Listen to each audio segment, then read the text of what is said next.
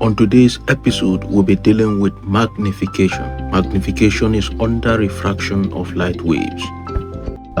Dispersion of white light. As we consider colors in physics and Bible, dispersion is the separation of white light into its component colors of red, orange, yellow, green, blue, indigo, and violet. The reason for the dispersion is that the colors of white light have different wavelengths. Therefore, the color of an object is the color of light it reflects. We have triune color.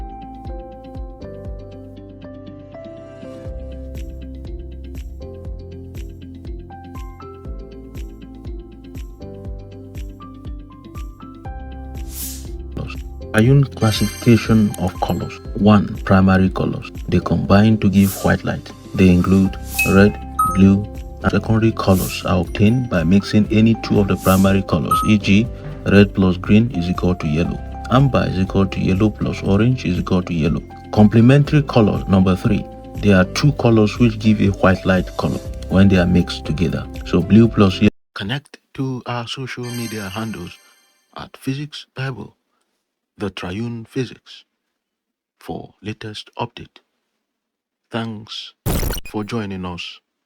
Stay equipped, stay liquid.